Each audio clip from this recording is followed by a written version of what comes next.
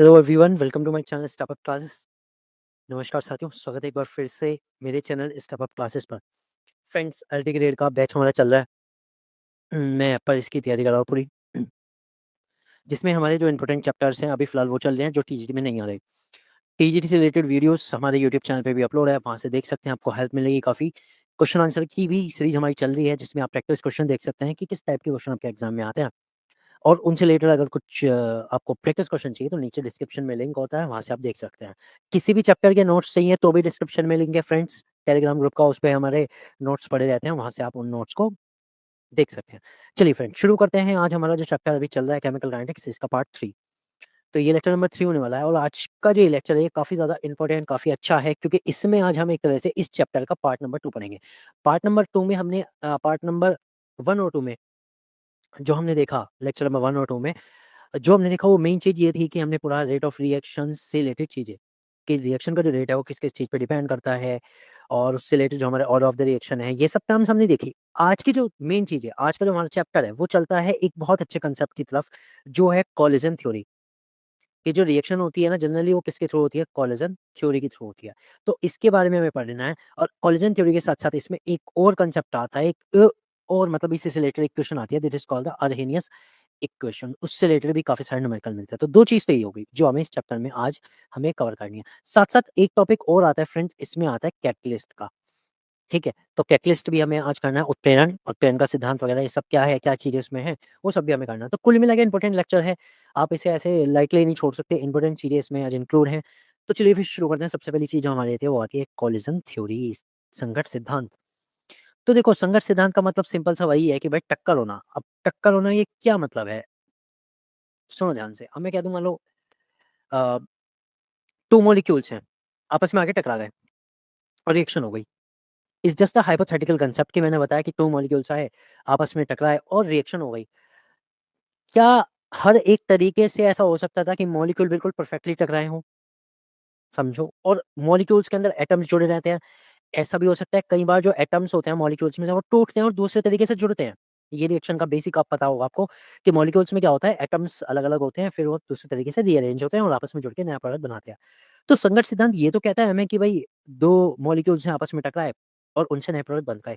लेकिन जो वो टक्कर है, उससे रिलेटेड ही काफ़ी चीज़ें इसमें आती हैं, that's why it is called the संगत सिद्धांत। पहली चीज़ एक मैं आपको सिंपली समझाना चाहता हूँ, कि हमने ये तो पढ़ लिया कि अणु के बीच टक्कर होती है जिसके कारण रासायनिक अभिक्रिया होती है। ठीक है, वो ईज़ी चीज़ है, वो हमें पता है, हमें पता लग गया है, थ्योरी इस पे डिपेंड है। लेकिन क्या वो जो टक्कर हुई वो इफेक्टिव है? क्या वो प्रभावी है? क्या उससे प्रोडक्ट बन ही बनेगा? पहली चीज़, इसका आंसर हमें ढूँढना है कि क्या टक्कर से प्रोडक्ट बनेगा?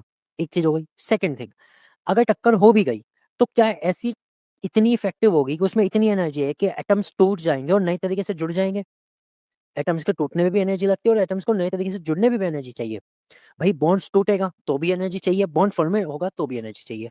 तो सेकंड थिंग आ गई कि क्या एनर्जी इसमें होती है और वो एनर्जी कितनी होती है, कहाँ से आती है, कैसे वो काम करती है, वो सब हमें समझना है। तो दूसरा कांसेप्ट क्या हो गया हमारा? एनर्जी का कांसेप्ट। पहला है कि कोलिजन हमें देखना है कि क्या कोलिजन जो होते हैं कितने इफेक्टिव हैं, कितने नहीं है, एक तो वो देखना है। सेकंड थिंग आ गई एनर्जी, ठीक है। थर्ड थिंग, हमें पता है जो मॉलिक्यूल्स है उसमें डिफरेंट टाइप के एटम्स होते हैं। वो एटम्स बिल्कुल एक पर्टिकुलर तरीके से दूसरे मॉलिक्यूल से टकराने चाहिए। अगर वो पर्टिकुलर तरीके से प्रॉपर ओरिएंटेशन से एक-दूसरे से नहीं टकराएँगे, तो प्रोडक्ट अच्छा नहीं बनेगा, ठीक है? तो ये 2-3 चीज़ें हैं इस कोलिजन थ्योरी में, मैं यही आपको क्लियर करने वाला हूँ बहुत अच्छे तरीके से। आज के बाद आपको ये लगेगा, अरे! कोलिजन थ्योरी तो बहुत ईज़ी है, फिंगर्स टिप पे याद हो गई। कोशिश ये रहेगी कि आपको फिंगर टिप पे कोलिजन थ्योरी याद करा दूँ, इससे रिलेटेड जितनी भी चीज़ें हैं, एक-एक चीज़ें वो आपको एक्सप्लेन कर दूँ। तो चलिए फिर शुरू करते हैं। सबसे पहली चीज़ आ जाए, the main postulate of the collision theory are. जो कोलिजन थ्योरीज़ के मेन जो पोस्टुलेट है, मेन जो चीज़ें हैं वो बता देता हूँ। सबसे पहले इट्स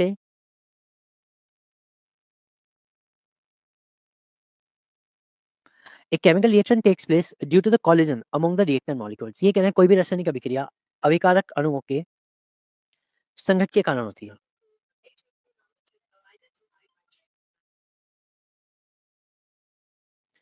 तो कोई भी अभिक्रिया किसके कारण हो रही है? कि भाई जो अणु हैं उनके बीच संघट हो रहा है, टक्कर हो रही है, उसके कारण अभिक्रिया होती है। ये इन्होंने सबसे पहला पॉइंट कहा, ठीक है? और इसी से आई है कोलिजन थ्योरी, इसी से हमारी क्या आई है? कोलिजन थ्योरी आई है। सेकंड आता है those collision which lead to the formation of product molecule are called the effective collision. अब समझिए, मॉलिक्यूल्स हैं, ये एक मॉलिक्यूल्स है, ये दूसरा मॉलिक्यूल्स है। ये बहुत बार आपस में टकराते होंगे एक-दूसरे से। हर बार ऐसा नहीं होता कि सारी की सारी जो टक्कर है उनसे प्रोडक्ट बन ही जाए, समझो। मान लो ये एचआई का मॉलिक्यूल्स है, मैं इसी को यहाँ पे क्लियर कर दूँगा। मान लो ये एचआई का मॉलिक्यूल है, ये भी एचआई का मॉलिक्यूल है, ठीक है? मुझे इनसे अगर प्रोडक्ट बनाना है, तो देखो, एक मॉलिक्यूल्स ये है, एक मॉलिक्यूल ये है। क्या अगर मैं इन दोनों को इस तरह से टक्कर करवाऊँ आपस में, तो क्या इफेक्टिव मॉलिक्यूल बनेगा? बिल्कुल भी नहीं बनेगा। इफेक्टिव मॉलिक्यूल जो हमारा प्रोडक्ट बनेगा वो कब बनेगा? जब ये कुछ इस तरह से आपस में टकराएँ और ये बीच में से टूट जाएँ, तो ऊपर वाले 2 हाइड्रोजन जुड़ जाएँगे, नीचे वाले 2 आयोडीन एटम जुड़ जाएँगे, तो एक H2 बन जाएगी और एक I2 बन जाएगी। This is called the effective, समझ रहे हो? समझ रहे हो ना? तो सारी की सारी जो टक्कर होती है वो इफेक्टिव नहीं होती, तो कुछ टक्कर होती है जो इफेक्टिव कोलिजन्स होते हैं, ठीक है? टक्कर तो बहुत होती है, मतलब कोलिजन तो बहुत होती है, अगर इनका ऑर्डर देखो 10 टू द पावर 28 के टर्म्स में होता है। ऑर्डर कितना होता है? 10 टू द पावर 25 से लेके 10 टू द पावर 28 के टर्म्स में होता है, यानी इतनी सारी टक्कर होती है, लेकिन सब प्रभावी नहीं होती, इनमें से कुछ ही ऐसी होती है जिनसे प्रोडक्ट बन सकता है। ठीक है? तो यहाँ से एक चीज़ आती है, rate of the reaction depends upon the frequency multiply the Z, that is collision frequency पे डिपेंड करता है and the fraction of collision which are effective, वो संघट्ट जो इफेक्टिव हैं, ओके? उन पे डिपेंड करता है। चलिए फिर देखो आगे समझते हैं। देखो मैंने एक चीज़ बता दी कि सारे जो कोलिजन होते हैं वो इफेक्टिव नहीं होते, इफेक्टिव होते हैं कुछ ही जिनसे हमारा प्रोडक्ट बन सकता है। ठीक है? उन्हें हम क्या कहते हैं? Effective collision. तो इसी इफेक्टिव कोलिजन से हम रेट ऑफ रिएक्शन जो निकालते हैं वो निकालते हैं F मल्टीप्लाई ज़ेड। F क्या है?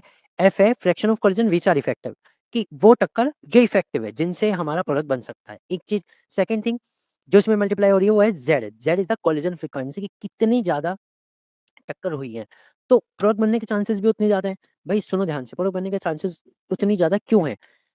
जितनी ज़्यादा टक्कर होगी, एक बात, this is called the frequency, जितनी ज़्यादा टक्कर हो रही है वो फ्रीक्वेंसी है, एक तो ये हो गया। मल्टीप्लाई उसमें कर दो जितनी ज़्यादा इफेक्टिव टक्कर है, तो रेट ऑफ रिएक्शन भी उतना तेज़ होगा। भाई जितनी ज़्यादा टक्कर हो रही है, एक चीज़, दूसरी बात उसमें से प्रभावी टक्कर भी अगर ज़्यादा हो जाए, तो रेट ऑफ रिएक्शन भी बढ़ जाएगा। That's why the rate of reaction is equal F multiply Z. ये चीज़ क्लियर हो गई? ठीक है। अब चलते हैं, देखो एक चीज़ और आती है, बात करते हैं एनर्जी की, कि क्या सारी की सारी टक्कर से ही एकदम से प्रोडक्ट बन जाएगा? क्या इसमें कोई एनर्जी का लेन-देन नहीं होगा? क्योंकि जब कोई टक्कर होती है, समझो, परफेक्टली इलास्टिक अगर हम मान के चल रहे हैं, ठीक है, मॉलिक्यूल्स टकराए तो वापस चले जाएँगे। लेकिन मॉलिक्यूल्स को टूटना भी तो है, टूटना भी तो है, टूटने के लिए अंदर क्या लगेगी? एनर्जी। क्या वो एनर्जी प्रॉपर है कि उससे प्रोडक्ट बन सके? सो यहाँ पर एक चीज़ आती है, थ्रेशोल्ड एनर्जी, ठीक है? Threshold energy. तो थ्रेशोल्ड एनर्जी क्या होती है? It is defined as the minimum amount of energy which must be associated with molecules so that their mutual effective collision result in the product formation. इसको मैं एक simple से word में समझाता हूँ कि मान लो कोई भी मॉलिक्यूल्स है, कोई भी मॉलिक्यूल्स, उसके पास एक मिनिमम एनर्जी होती है, उसकी एक अपनी मिनिमम एनर्जी होती है। ये एक रिएक्शन के लिए भी हम कह सकते हैं कि एक रिएक्शन की अपनी मिनिमम एनर्जी होती है, ठीक है? मिनिमम एनर्जी होती है जिसके नीचे वो रिएक्शन नहीं हो सकती, ठीक है? तो मॉलिक्यूल्स के पास इतनी एनर्जी कम से कम होनी चाहिए जिससे वो रिएक्शन हो सके, ठीक है? अब समझते हैं इस चीज़ को। मान लो अगर हम एक ग्राफ बनाएँ एनर्जी का और कोलिजन का, ठीक है? तो यहीं से समझाता हूँ कि थ्रेशोल्ड एनर्जी में क्या मतलब है। और रिएक्टेंट मान लो इस स्टेट पर है, इस स्टेट पर, ठीक है? इतनी एनर्जी रिएक्टेंट के पास अभी है। तो थ्रेशोल्ड एनर्जी क्या है? थ्रेशोल्ड एनर्जी एक एनर्जी बैरियर है। थ्रेशोल्ड एनर्जी क्या है? एक एनर्जी का बैरियर है। फिर रिएक्टेंट को इतनी एनर्जी चाहिए, अगर वो इतनी एनर्जी गेन कर लेता है, तब उसके आगे वो प्रोडक्ट में चला जाता है। अगर इतनी एनर्जी उसके पास नहीं है, थ्रेशोल्ड एनर्जी की जितनी एनर्जी नहीं है, तो रिएक्शन नहीं हो सकती। This is the simple mechanism, यानी रिएक्टेंट के पास कुछ एनर्जी तो है, लेकिन रिएक्शन होने के लिए कुछ और एनर्जी की ज़रूरत पड़ती है, ठीक है? और वो मिनिमम एनर्जी जिसके बिना रिएक्शन नहीं हो सकती, उसे हम क्या कहते हैं? Threshold energy. समझ गए? इतनी बात क्लियर? क्लियर हुआ? ठीक है। अब देखो रिएक्टेंट के पास कुछ एनर्जी तो अपनी है। कुछ एनर्जी तो अपनी है, मान लो इतनी है। अब इस एनर्जी से लेकर के यहाँ तक एनर्जी को पहुँचाना, ये जो एनर्जी गैप है, रिएक्टेंट की इतनी है, थ्रेशोल्ड हमें इतनी चाहिए, कम से कम इतनी एनर्जी चाहिए जिसके बाद रिएक्शन होगी। तो एक गैप आ गया ये वाला, इस गैप को ही हम कहते हैं एक्टिवेशन एनर्जी, सक्रियण ऊर्जा, ठीक है? तो रिएक्टेंट को एक एनर्जी चाहिए होती है, जिसे हम एक्टिवेशन एनर्जी कहते हैं, जो उस रिएक्टेंट की एनर्जी को कहाँ पहुँचा देता है? थ्रेशोल्ड एनर्जी से ज़्यादा कर देता है। ये थ्रेशोल्ड एनर्जी तक पहुँचा देता है, उसके बाद एकदम से रिएक्शन हो जाती है। समझ गए? तो यहाँ एक कांसेप्ट आता है एक्टिवेशन एनर्जी का। तो एक्टिवेशन एनर्जी क्या है? रिएक्टेंट को दी गई वो एनर्जी जिसके बाद वो थ्रेशोल्ड एनर्जी को पार कर जाती है और प्रोडक्ट बन जाता है, सिंपल।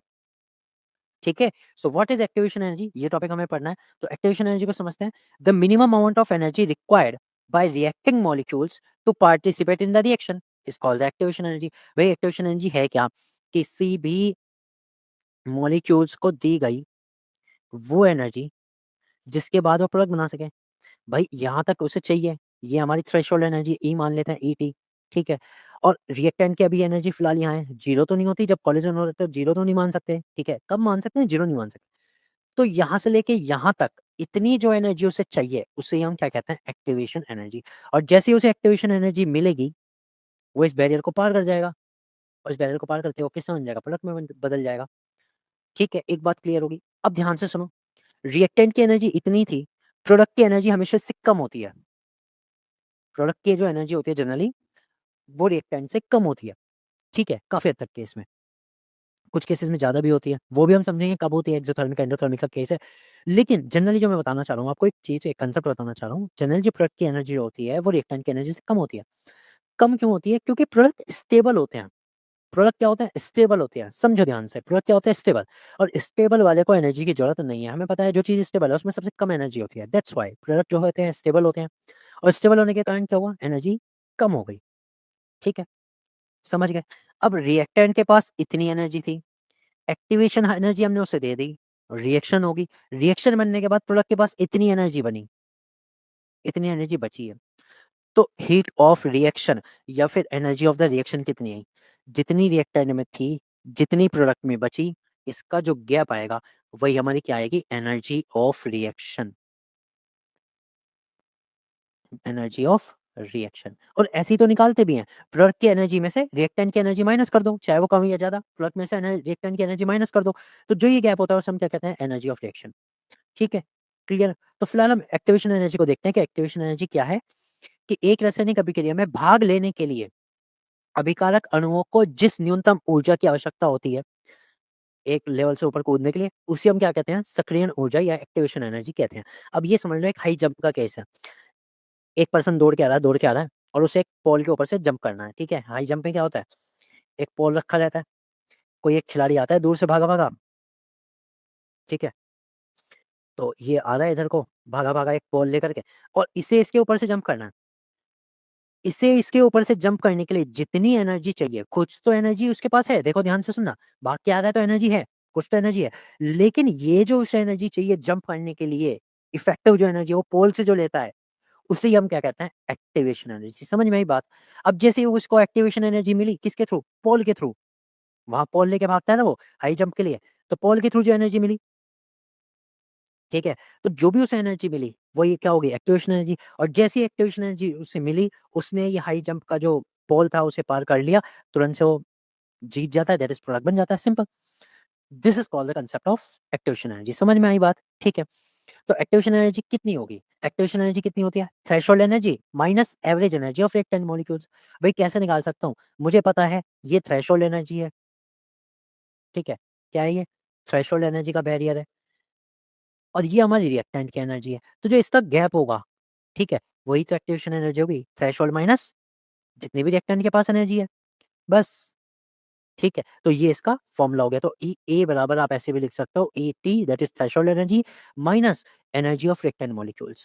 ठीक है? इसे आप इससे भी डिनोट कर सकते हो। क्लियर हुआ? पक्का? ठीक है फ्रेंड्स, तो ये चीज़ होती है। हमने ये समझ लिया। अब दूसरी चीज़ हमें क्या मिल गई? एनर्जी में मिल गई। तो अब तक हमें 2 कांसेप्ट कोलिजन थ्योरी के क्लियर हो गए। एक कि भई कोलिजन होते हैं, सारे कोलिजन इफेक्टिव नहीं होते। एक कांसेप्ट होता है इफेक्टिव कोलिजन। इफेक्टिव कोलिजन होना चाहिए जिससे कि हमारा कोई प्रोडक्ट बन सके, एक चीज़। दूसरी चीज़ हो गई उसमें एक एनर्जी होनी चाहिए ताकि वो उस बैरियर को पार करके प्रोडक्ट बना सके, दूसरी चीज़ पता लगी। तीसरी चीज़ जो मैंने बताई थी, हर बार ऐसा नहीं हो सकता कि मॉलिक्यूल्स आपस में टकराएँ, एनर्जी भी मिल जाए और प्रोडक्ट बन जाए। उसका एक प्रॉपर ओरिएंटेशन भी होना ज़रूरी है। इसके लिए मैं एक एग्ज़ाम्पल देता हूँ। हम ना नाइट्रस ऑक्साइड की रिएक्शन, NO की रिएक्शन ओज़ोन से कराते हैं। किससे कराते हैं? ओज़ोन से। ये भी ऑक्सीजन, ये भी ऑक्सीजन, ये भी ऑक्सीजन, ये N और ये NO, ठीक है? ये NO। अब मान लो ये जो ऑक्सीजन मॉलिक्यूल है, ये हवा में तैरते-तैरते आ रहे हैं और हवा में तैरते-तैरते ये इससे टकरा गए, यानी कि N ऊपर ही है, O यहाँ है और ये जो ओज़ोन आया ठीक है? ये वाला जो ओज़ोन आया, ये इस ऑक्सीजन से टकरा गया और कह रहा है भैया एक काम कर, हम 2 ऑक्सीजन मॉलिक्यूल बनाएँगे, इनको अकेला कर दो, एक ऑक्सीजन मॉलिक्यूल ये बन गया, एक ऑक्सीजन मॉलिक्यूल ये बन गया, मान लो। तो इट इज़ इफेक्टिव, येस और नो? बताओ, इट इज़ इफेक्टिव? क्या इससे रिएक्शन हुई? नहीं हुई। ठीक है, टकराए, टकरा गए, टूट गए, नए भी बन गए, एनर्जी थी, नए भी बना लिए। लेकिन क्या ये रिएक्शन है? ये रिएक्शन नहीं है, क्योंकि रिएक्शन का जो प्रोडक्ट है वो कुछ और बनना था, बना कुछ और है। तो इज़ दिस इफेक्टिव? नो। तो यहाँ पर 2 चीज़ होने के साथ-साथ कोलिजन फ्रीक्वेंसी यानी कि ज़्यादा से ज़्यादा टक्कर और ज़्यादा से ज़्यादा प्रभावी टक्कर के साथ-साथ एनर्जी भी चाहिए और उसके साथ एक और चीज़ चाहिए that is called the proper orientation. Proper orientation, समझ गए? यहाँ ओज़ोन मॉलिक्यूल आया और ओज़ोन मॉलिक्यूल जाके ऑक्सीजन से टकराया तो प्रोडक्ट जो बनेगा वो सही नहीं है, ठीक है? इसमें क्या होना चाहिए था कि ये जो N है, ये जो O है, इस पर जो ओज़ोन मॉलिक्यूल्स आ रहा है, वो किससे टकराना चाहिए था? N से, N से, ठीक है? और N से टकराने के बाद ये यहाँ से टूटना चाहिए था। तो हमारे पास एक तो बनता NO2 और एक बनता O2, ठीक है? तो NO प्लस O3 की रिएक्शन से NO2 प्लस O2 बनता है ये रिएक्शन से, ये रेदर देन ये वाली। तो इसमें हम ये कह सकते हैं कि इसमें प्रॉपर ओरिएंटेशन भी होना चाहिए, मॉलिक्यूल्स घूमना भी इस तरीके से चाहिए कि वो सही जगह जाके टकरा जाए। सो थर्ड थिंग क्या आ गई? Proper orientation. These are the 3 factors collision theory के। ये 3 फैक्टर्स हैं, ठीक है? क्लियर हुआ? Okay. So beside the energy the reactant molecule must possess have proper orientation for effective collision to form product, ठीक है? तो ये कह रहे हैं कि प्रॉपर ओरिएंटेशन होना भी ज़रूरी है। Okay. So according to the collision theory, rate of reaction depend upon the collision frequency and effective collision. तो हम ये कह सकते हैं जो रेट ऑफ रिएक्शन है वो 2 चीज़ों पे मेनली डिपेंड कर रहा है। एक तो collision फ्रीक्वेंसी पे और दूसरा इफेक्टिव collision में। और इफेक्टिव collision का मतलब क्या है? वो collision जिसके पास अच्छी खासी एनर्जी हो, प्रॉपर ओरिएंटेशन हो, वो, ठीक है? क्लियर हुआ? ठीक। तो यहाँ देखो एक हमारा जो रेट लिखा जाता है वो लिखा जाता है rate is equal ZAB E to the power minus E upon RT. अब यहाँ जो E to the power minus E upon RT है, इसी का सारा खेल है। यहाँ ज़ेड क्या है? ज़ेड तो एक सिंपल सी चीज़ है कोलिजन फ्रीक्वेंसी यानी कि संघट्ट आवृत्ति कितने ज़्यादा हो रहे हैं। संघट्ट आवृत्ति मतलब क्या होता है? किसी भी चीज़ की होने की दर, ठीक है? तो संघट्ट आवृत्ति तो ये कितनी ज़्यादा टक्कर हो रही है, जितनी ज़्यादा होगी उतनी ज़्यादा रेट ऑफ रिएक्शन होगी, एक चीज़। लेकिन उसमें जो प्रभावी है, fraction of molecule with energy equal और ग्रेटर दैन ईए। ऐसी टक्कर जो प्रभावी है, जिसकी एनर्जी या तो ईए के बराबर है या उससे ज़्यादा है, वो है E to the power minus EA upon RT, ठीक है? क्लियर हुआ? तो रेट इन 2 चीज़ पे डिपेंड करता है, एक कोलिजन फ्रीक्वेंसी पे और एक fraction of molecule with a energy of equal और ग्रेटर दैन ईए। एक्टिवेशन एनर्जी से ज़्यादा है उसके बराबर की एनर्जी के, ठीक है? तो ये हमारी इक्वेशन आ जाती है यहाँ से कोलिजन थ्योरी की रेट इक्वेशन, ठीक है? क्लियर समझ में आया? कांसेप्ट अच्छा लगा? पक्का? समझो? क्लियर हुआ? ठीक है, ये आ जाती है। अब इसी में एक चीज़ और जोड़ लेते हैं। According to collision theory another factor P which is the static factors refers to the orientation of colliding molecules that contribute to the effect of collision. अब ये कहना है सर अभी तो आपने बताया था कि 3 चीज़ें चाहिए। मैं आपको बताता हूँ कोलिजन थ्योरी के अकॉर्डिंग रिएक्शंस के लिए 3 फैक्टर्स हैं। नंबर 1 क्या है बताओ? Collision frequency and effective collision. एक चीज़ हो गई इफेक्टिव कोलिजन कि भाई इफेक्टिव भी तो होना चाहिए, इतनी तेज़ टक्कर होनी चाहिए कि प्रोडक्ट बन जाए। सेकंड थिंग एक्टिवेशन एनर्जी जो हमें चाहिए ही चाहिए। ये मॉलिक्यूल्स के पास होनी चाहिए ताकि वो एनर्जी बैरियर को थ्रेशोल्ड एनर्जी को पार करके प्रोडक्ट बना सके। तीसरी चीज़ प्रॉपर ओरिएंटेशन ये भी तो चाहिए। बिना इसके तो प्रोडक्ट बन ही नहीं रहा। प्रॉपर ओरिएंटेशन के सब कुछ है, मॉलिक्यूल्स टूट भी गया लेकिन प्रोडक्ट अच्छा ना बने तो क्या फ़ायदा?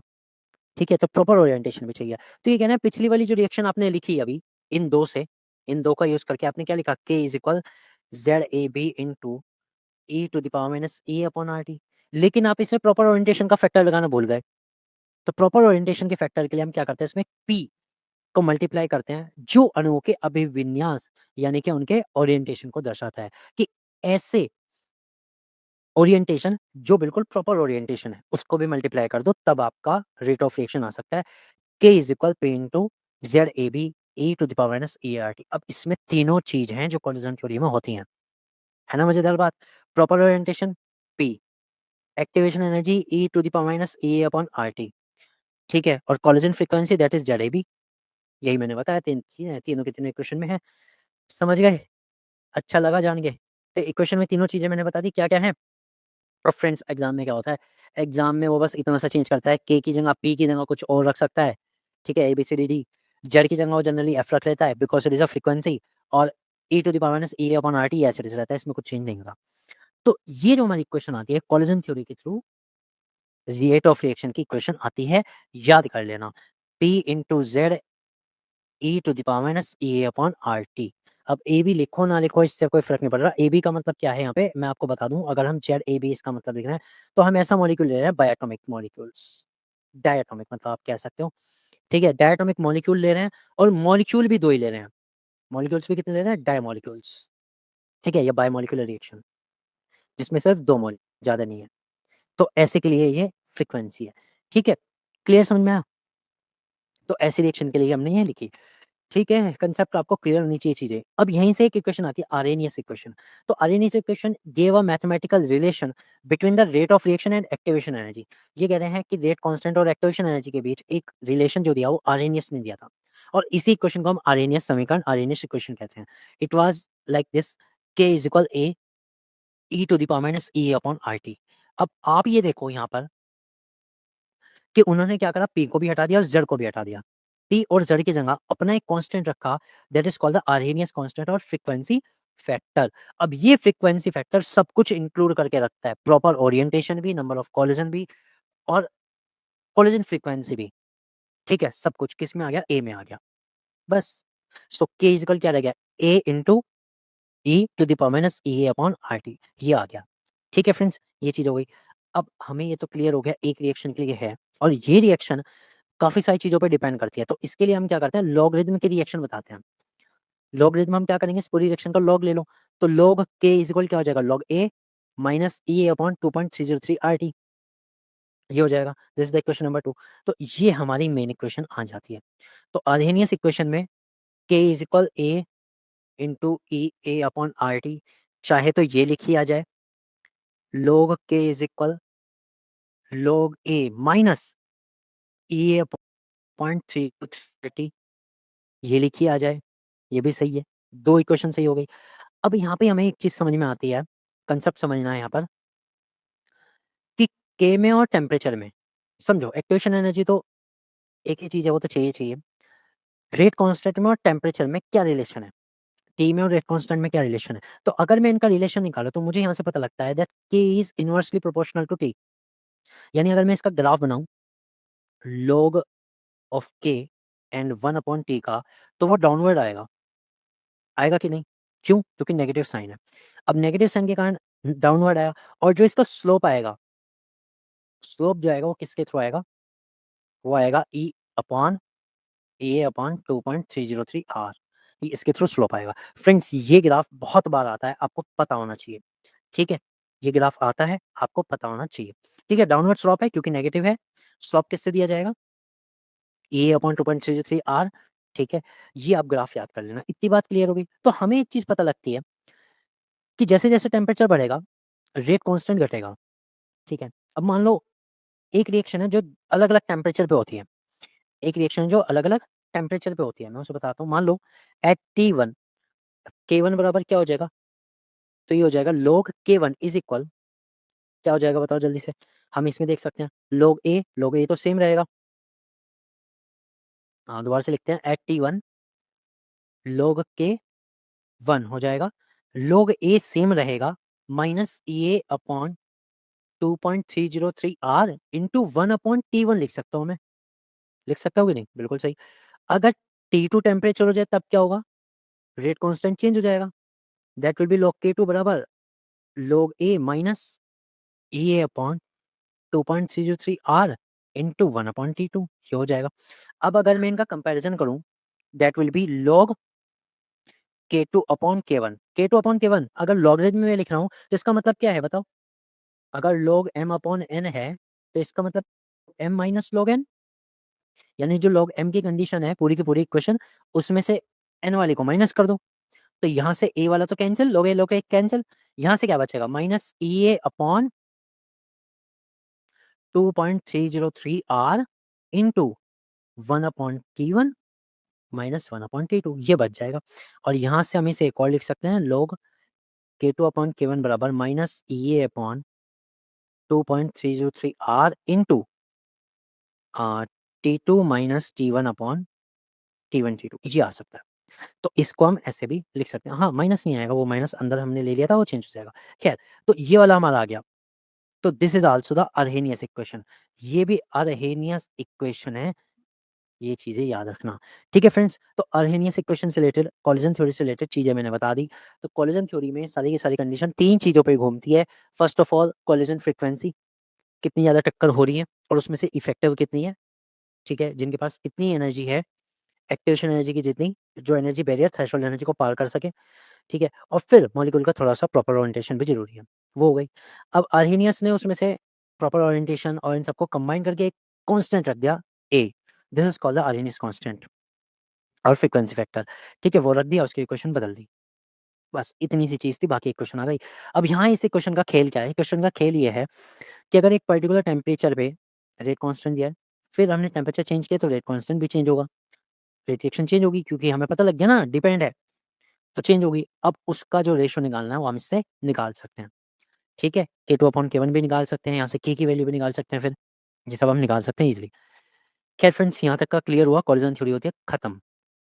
अब कोलिजन थ्योरी से आगे चलते हैं कैटलिस्ट पे, कैटालाइसिस, उत्प्रेरण। उत्प्रेरण क्या है? देखो, सारी की सारी जो रिएक्शंस होती हैं, ऐसा नहीं होता कि खुद से हो जाती हैं। ठीक है? तो एक रिएक्शन के लिए हम कुछ सब्सटेंस ऐसा यूज़ करते हैं, जो ना तो रिएक्शन में पार्टिसिपेट करे और ना उसमें कोई बदलाव हो, समझो? लेकिन वो रिएक्शन के रेट को बढ़ा दे या घटा दे। तो इसको हम क्या कहते हैं? हम कहते हैं इस क्रिया में हमने क्या कर दिया, उत्प्रेरण कर दिया, कैटालाइसिस कर दिया। और जो सब्सटेंस यूज़ करते हैं उसको हम उत्प्रेरक कहते हैं। तो जब किसी रासायनिक अभिक्रिया के पदार्थ को कोई पदार्थ परिवर्तित कर देता है, मतलब रासायनिक अभिक्रिया को कोई पदार्थ परिवर्तित कर देता है, परंतु स्वयं में अपरिवर्तित रहता है, तो इस क्रिया को उत्प्रेरण कहते हैं, कैटालाइसिस कहते हैं। तो जो पदार्थ रासायनिक अभिक्रिया को परिवर्तित कर देता है, उसे उत्प्रेरक कहा जाता है। ठीक है? एक सिंपल कांसेप्ट से समझते हैं। मान लो भाई तुम पढ़ाई नहीं कर रहे, ठीक है? घर बैठे आराम से, और किसी दिन क्या हुआ, कोई ऐसी आपके साथ हो गया कि भाई कोई पड़ोसी आया या कोई रिश्तेदार आया, आपको सुना के चला गया। बहुत बढ़िया वाली कि तुमसे बस की कुछ नहीं है, पढ़ते नहीं हो, ये नहीं है, वो नहीं है, इस तरह की चीज़ें कह दी। तुम्हारे अंदर क्या होगा, एक ज्वाला जल जाएगी, अब तो कामयाब होना। तो वो आदमी आया था और उसने कुछ नहीं करा, बस तुम्हें एक उत्प्रेरित कर दिया काम करने के लिए और बाकी वापस चला गया। उसने कोई उस चीज़ में ऐसा नहीं है उन्होंने तुम्हें बैठ के पढ़ाया, नहीं, वो चीज़ में इन्वॉल्व नहीं हो रहा, उसने तुम्हें सिखाया नहीं है, उसने बस तुम्हें कुछ ऐसा कह दिया, वैसा कुछ कर दिया, जिसके कारण तुम उत्प्रेरित हो गए और तुमने पढ़ाई करनी शुरू कर दी। सेम काम है कैटालाइसिस का, उत्प्रेरण का, ठीक है? सो वो जो व्यक्ति था, उसने क्या काम करा, कैटालिस्ट का काम करा, यानी वो हमारे लिए अच्छा ही है, सिंपल सी चीज़। तो यही चीज़ है कैटालाइसिस और उत्प्रेरण, कि जब कोई पदार्थ किसी अभिक्रिया में ना तो भाग लेता है, ना ही उसमें परिवर्तित होता है, लेकिन अभिक्रिया के वेग को या तो घटा देता है या बढ़ा देता है, उस पदार्थ को हम कहते हैं कैटालाइसिस, उत्प्रेरक, कैटलिस्ट, उत्प्रेरक, और इस अभिक्रिया को हम कहते हैं उत्प्रेरण, कैटालाइसिस। ठीक है?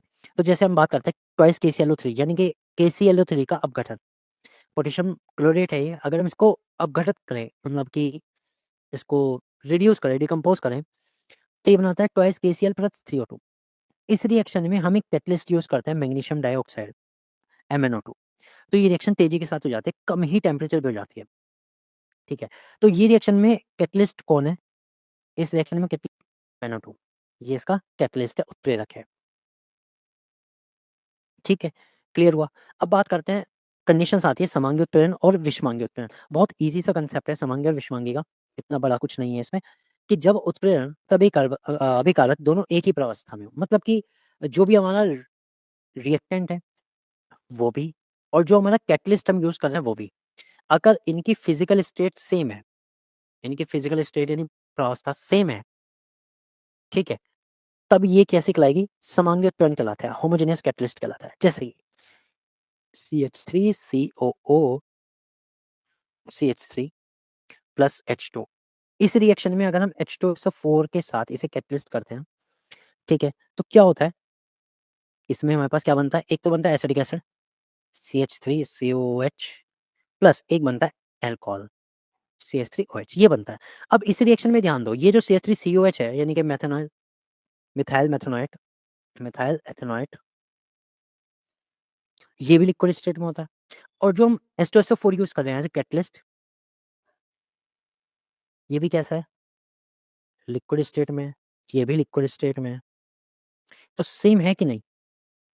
अब जब ये सेम है, तो ये जो कैटलिस्ट है, ये जो यहाँ पे कैटालाइसिस हो रहा है, वो क्या होगा? समांगी उत्प्रेरण, होमोजेनियस कैटालाइसिस। बस इतनी सी कंडीशन है। तो अगर आपके रिएजेंट और आपका कैटालाइसिस या कैटलिस्ट सेम फिजिकल स्टेट में है, तो उसे हम क्या कहेंगे? समांगी। और विषवांगी में क्या होगा? अलग-अलग, बस अलग-अलग स्टेट। मान लो हम रिएक्शन लिखते हैं N2 प्लस 3H2 और इससे क्या बनता है? अमोनिया बनता है।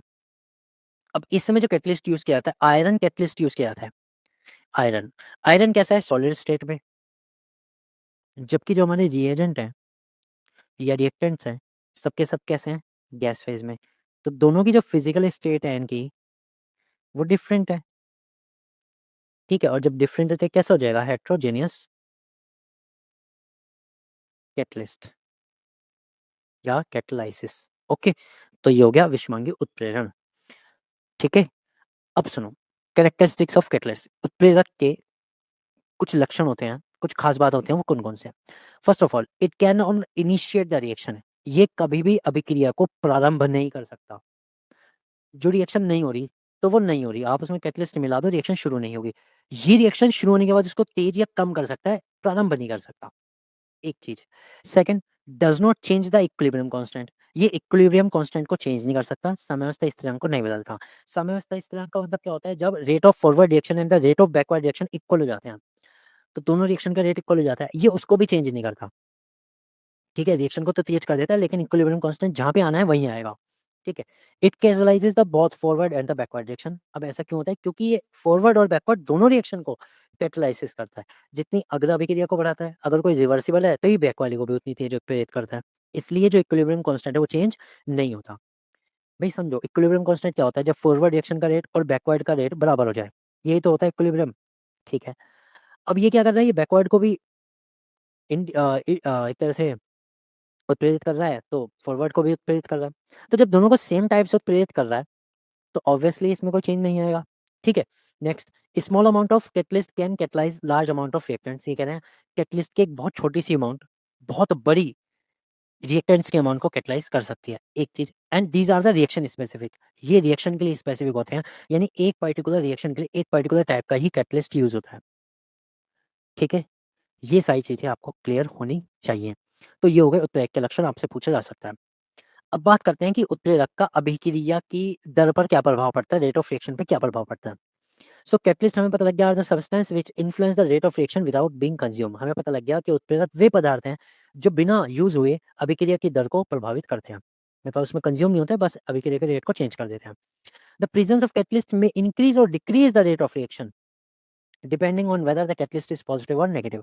ये कह रहे हैं, अब सुनो, जो कैटलिस्ट होते हैं ना, वो रिएक्शन के रेट को बढ़ा भी सकते हैं और घटा भी सकते हैं। ये डिपेंड करता है कि अभिक्रिया किस प्रकार की है, ठीक है? तो ऐसा नहीं है कि हमेशा बढ़ाएँगे, घटा भी सकते हैं। तो ये किस पे डिपेंड करेगा कि अभिक्रिया किस टाइप की है। तो बात करते हैं effect of positive catalyst. Positive catalyst यानी अगर धनात्मक उत्प्रेरक हम यूज़ कर रहे हैं, तो वो क्या करेगा बताओ? रेट ऑफ रिएक्शन इंक्रीज़, ये रेट की रिएक्शन को इंक्रीज़ कर देगा। यानी कि अगर रिएक्शन धीमे-धीमे हो रही है तो उसको तेज़ कर देगा, ठीक है? अब तेज़ कैसे कर रहा है उसका रीज़न समझो, behind the theory, collision theory के साथ इसे समझो कि कैसे ये रिएक्शन को तेज़ कर रहा है। It lower down the activation energy, क्योंकि ये एक्टिवेशन एनर्जी को कम कर देता है। अब इसका ग्राफ बना के आपको बताता हूँ कि ये एक्टिवेशन एनर्जी को कम करता है तो रिएक्शन रेट बढ़ क्यों जाता है।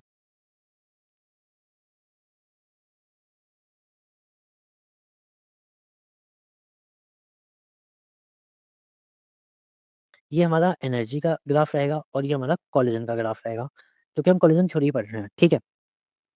तो उसके अंदर सुनो ध्यान से, मान लो यहाँ रिएक्टेंट्स है और ये हमारा थ्रेशोल्ड एनर्जी का पॉइंट है, ठीक है? अगर हम देखें, अगर इस रिएक्शन को हमें करना है, तो हमें एक्टिवेशन एनर्जी जो चाहिए, ये रिएक्टेंट की एनर्जी है, ओके। तो एक्टिवेशन एनर्जी हमें इतनी चाहिए जब हमारे पास कोई कैटलिस्ट नहीं है, ठीक है? इतनी एनर्जी चाहिए, ये वाली ईए, ठीक है? ये चाहिए।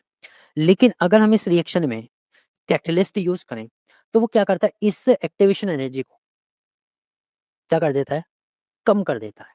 कम करने का मतलब क्या है, जो ये बैरियर है ना, वो यहाँ से होके नीचे आ जाता है। अब नीचे आने पे क्या होगा, रिएक्शन को आप ज़रा-सी एनर्जी दोगे, रिएक्शन एकदम हो जाएगी। तो अब एक्टिवेशन एनर्जी सिर्फ़ इतनी रह गई, ठीक है? इतनी रह गई and this is the activation energy with catalyst. Catalyst के साथ इतनी है, उत्प्रेरक के साथ, ठीक है? तो कुल मिला के जब इसने एनर्जी को, एक्टिवेशन एनर्जी को कम कर दिया और यही एनर्जी चाहिए थी रिएक्शन होने के लिए, तो रिएक्शन तेज़ हो जाएगी। भाई एक्टिवेशन एनर्जी कम, ज़रा-सी एनर्जी दोगे, एकदम पार करके मॉलिक्यूल दूसरी साइड प्रोडक्ट बना देंगे फटाफट से। समझो, एक व्यक्ति था, उसे एक हाई जंप लगानी थी, मैंने अभी बताया था, तो पोल काफ़ी ऊँचा था, वो जंप नहीं कर पा रहा। आपने क्या करा, चल छोड़, एक काम करते हैं थोड़ा नीचे कर देते हैं, अब कर ले। अब क्या करेगा, वो एकदम से कूद जाएगा, तो जल्दी हो गया ना काम, तो रिएक्शन का रेट बढ़ गया, दैट्स इट। सेम चीज़ है, देखो डेली लाइफ़ से आप इसको जोड़ सकते हो, कोई ऐसी बड़ी बात नहीं है, ठीक है? तो क्लियर हुआ, तो ये एक्टिवेशन एनर्जी को कम करता है, जिसके कारण रेट ऑफ रिएक्शन बढ़ जाता है। Large number of molecules can cross over the energy barrier.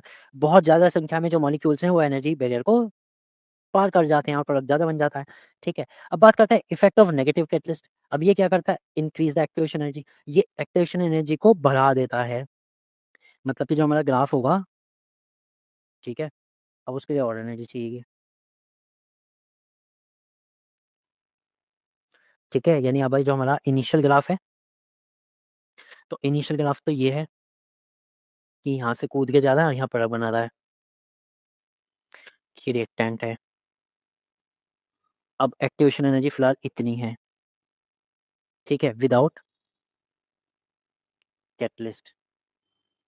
अब क्या हुआ, कैटलिस्ट यूज़ कर लिया, तो कैटलिस्ट जैसे ही यूज़ हुए ना, उसने एक्टिवेशन एनर्जी को और बढ़ा दिया, ठीक है? अब की बार इतना कर दिया।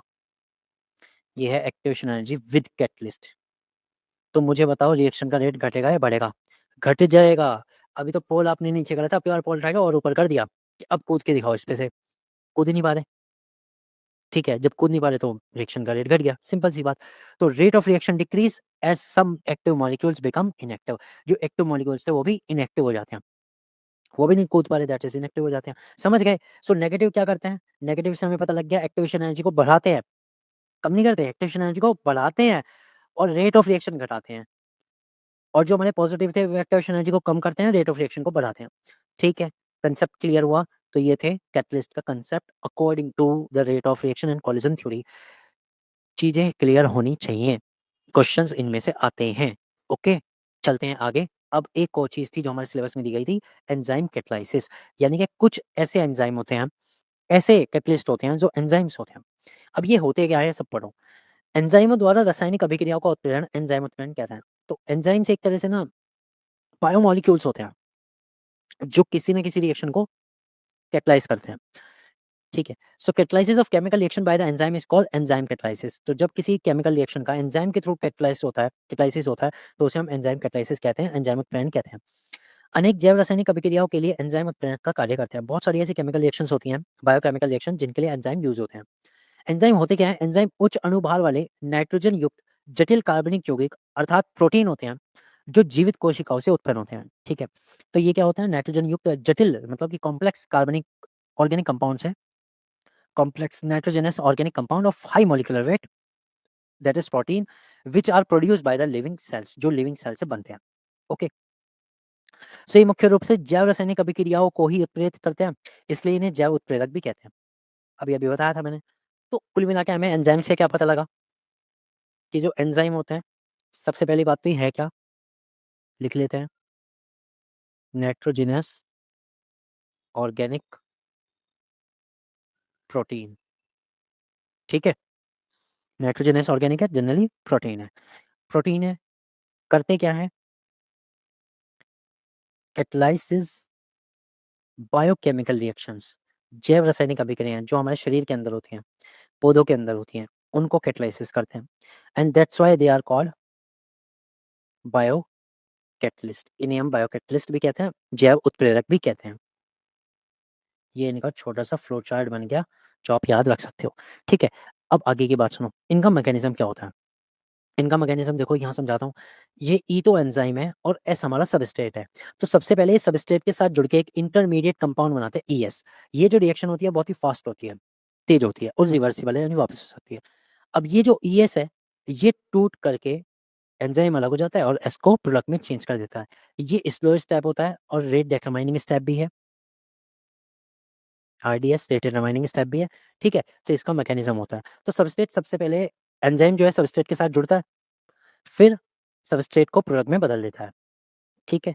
अब एंजाइमों के क्या कैरेक्टरिस्टिक्स है? जैसे कैटलिस्ट की पढ़ी थी, इन एंजाइम्स के क्या कैरेक्टरिस्टिक है? दे आर हाइली एक्टिव, ये बहुत ज़्यादा एक्टिव होते हैं एंड स्पेसिफिक इन नेचर, और नेचर में स्पेसिफिक होते हैं, यानी एक पर्टिकुलर टाइप का कैटलिस्ट ही पर्टिकुलर टाइप की बायोकेमिकल रिएक्शन को एक तरह से उत्प्रेरित करेगा, कैटालाइसिस करेगा, ठीक है? There activity is highest eight optimum temperature and optimum pH. ये कह रहे हैं इनकी जो एक्टिविटी होती है एक पर्टिकुलर टेम्परेचर, जिसे हम कहते हैं optimum temperature and optimum pH पर सबसे ज़्यादा होती है। इनकी एक्टिविटी जो है हाईएस्ट होती है। एक पर्टिकुलर टेम्परेचर और ऑप्टिमम पीएच पर सबसे ज़्यादा होती है। अब इनके एग्ज़ाम्पल क्या है? एग्ज़ाम्पल की बात करते हो, सबसे पहले पौधों में प्लांट्स की बात करें, तो प्लांट्स की अगर हम बात करें, तो जो लिग्यूमिनस प्लांट होते हैं, roots of leguminous plant generally ऐसे जिनमें प्रोटीन ज़्यादा होता है, ठीक है? So it is found in the bacteria present in the roots of leguminous plant convert the atmospheric nitrogen in the soil into NH3। तो ये क्या करता है, जो लिग्यूमिनस प्लांट में बैक्टीरिया होता है,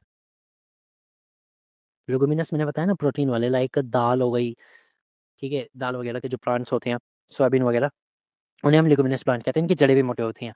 तो इसमें जो बैक्टीरिया होता है, ठीक है? वो एक एंजाइम सीक्रेट करता है, ठीक है? और वो एंजाइम क्या करता है, जो एटमॉस्फेरिक नाइट्रोजन है, इसको डायरेक्टली कन्वर्ट कर देता है अमोनिया में, ठीक है? और अमोनिया के थ्रू जो प्लांट्स हैं, वो नाइट्राइट्स बनाते हैं, फिर नाइट्रेट्स बनाते हैं। इस तरह की चीज़ें प्लांट्स के अंदर होती है। तो कुल मिला के एक तरह से जो बैक्टीरिया है, वो भी हेल्पफुल हो जाता है, ठीक है? नेक्स्ट, अब बात करते हैं ह्यूमन बॉडी की। मानव शरीर में एंजाइम कार्बोनिक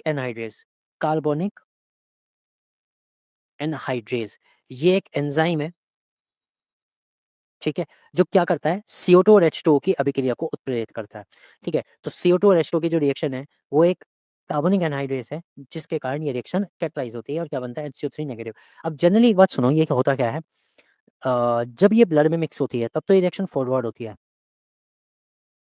फॉरवर्ड रिएक्शन, ठीक है? CO2 मिक्स विद ब्लड, जब CO2 ब्लड में मिक्स होती है। अब जब ये रिएक्शन बैकवर्ड होती है, व्हेन CO2, ठीक है, CO2 लीव्स या रिमूव फ्रॉम द ब्लड, ठीक है, रिमूव्स फ्रॉम द ब्लड, जब CO2 को ब्लड से हटाया जाता है तो रिएक्शन अपोजिट हो जाती है। अब ऐसा नहीं है कि इस रिएक्शन में कैटलिस्ट चेंज हो जाएगा, नहीं, दोनों रिएक्शन में जो कैटलिस्ट रहेगा, वो कौन-सा रहेगा, सेम ही रहेगा, कार्बनिक एनहाइड्रेज ही रहेगा। समझ गए? रिएक्शन थी मैंने बता दी, और जनरली ये रिएक्शन होती कहाँ है वैसे? ये रिएक्शन होती है हमारे लंग्स में, क्योंकि लंग्स में ही CO2 का एक्सचेंज होता है और कहीं नहीं होता, ध्यान रखना ये बात, ठीक है? तो फ्रेंड्स इसके साथ ही जो चैप्टर था ये खत्म होता है। हाँ, एक और एग्जांपल रह गया, आपको बता दूँ, अल्कोहल का फॉर्मेशन। ये भी एक कैटालिसिस रिएक्शन है, फॉर्मेशन ऑफ एथेनॉल, और सिंपल वर्ड में अल्कोहल। जो अल्कोहल का फॉर्मेशन है वो भी कैटालिसिस रिएक्शन है। तो अल्कोहल के फॉर्मेशन में क्या होता है, हम यूज़ करते हैं C12H22O11। ये क्या है, जनरली इसे सुक्रोज़ कहा जाता है, ठीक है? ये सुक्रोज़, और हिंदी में अगर हम इसे बोले तो शीरा कहा जाता है, जो गन्ने की फैक्ट्री से आता है, रिफाइन होने के बाद। तो सबसे पहले ये जो होता है इन्वर्टेज़ एंजाइम के थ्रू, देखो अब बात करते हैं, जिसमें एज़ लग रहा होगा ना वो एंजाइम है, इन्वर्टेज़, ठीक है? तो एंजाइम है, तो इन्वर्टेज़ एंजाइम के थ्रू सबसे पहले ये टूटता है 2 पार्ट में। इसमें से एक पार्ट में ये, जिसमें ये बन जाता है ग्लूकोज़, ठीक है? और एक और सेम वो बनता है फ्रक्टोज़। तो सबसे पहले क्या हुआ, सुक्रोज़ यानी कि जो शुगर है, शीरा जो है, वो 2 पार्ट में टूट गया, एक बना ग्लूकोज़ और एक बना फ्रक्टोज़। अब जो इसमें से ग्लूकोज़ है, ठीक है? उसका क्या होता है, वो ज़ाइमेज़ एंजाइम के थ्रू, किसके थ्रू, ज़ाइमेज़ एंजाइम के थ्रू अल्कोहल में बदल जाता है, ठीक है? किसमें बदल जाता है? अल्कोहल में बदल जाता है। ठीक है फ्रेंड्स, क्लियर हुआ? और कार्बन डाइऑक्साइड गैस इसमें से निकलती है। तो ये हमें पता लग गया। तो पहला प्रोसेस है जिसमें हमें क्या मिल गया? एथेनॉल मिल गया। एक प्रोसेस हो गया। दूसरा प्रोसेस और है, अगर हमारे पास स्टार्च होता है, अब देखो ये बताता हूँ, स्टार्च क्या होता है? स्टार्च एक तरह से आप जो कॉम्प्लेक्स आटा, मैदा इस तरह की जो चीज़ें होती हैं उन्हें स्टार्च कहते हैं, कॉम्प्लेक्स कार्बोहाइड्रेट है, ठीक है? तो इस पर डाइस्टेज एंजाइम के थ्रू ये किसमें बदलता है? ये बदलता है माल्टोज़ में। किसमें बदलता है? माल्टोज़ में। अब ये जो माल्टोज़ है, इसमें माल्टेज़ एंजाइम के थ्रू ये बन जाता है ग्लूकोज़, और ग्लूकोज़ का ज़ाइमेज़ एंजाइम के थ्रू बन जाता है क्या? अल्कोहल। ये तो मैंने लिख भी दी बल्कि, ठीक है? तो एक प्रोसेस ये है। तो हमें ये दोनों प्रोसेस से पता लग गया, ये वैसे ऊपर वाला तो कमर्शियल प्रोसेस है, ठीक है? और नीचे वाला ये जनरली जो बायो केमिकल रिएक्शंस है उनके थ्रू जो होता है वो ये, ठीक है? जैसे बैक्टीरिया वगैरह उनमें ये होता है। तो स्टार्च वगैरह डायस्टेज एंजाइम से माल्टोज़ बनता है। माल्टोज़ माल्टेज़ एंजाइम के थ्रू ग्लूकोज़ में कन्वर्ट होता है, और ग्लूकोज़ जाइमेस एंजाइम के थ्रू अल्कोहल में कन्वर्ट होता है। So this is also catalyst reaction, और इसमें इतने सारे एंजाइम कैटालाइसिस हैं। ठीक है फ्रेंड्स, आई होप कि ये लेक्चर अच्छा लगा होगा आपको, काफ़ी सारी चीज़ें पता लगी होंगी। फिर भी अगर इससे रिलेटेड कोई डाउट है तो आप मुझे बता सकते हैं। मैं उसको as soon as possible solve करूँगा। चलिए फिर मिलते हैं नेक्स्ट वीडियो में। Good bye everyone, have a nice day, और इसकी नेक्स्ट वीडियो में क्वेश्चन आंसर हम कराएँगे।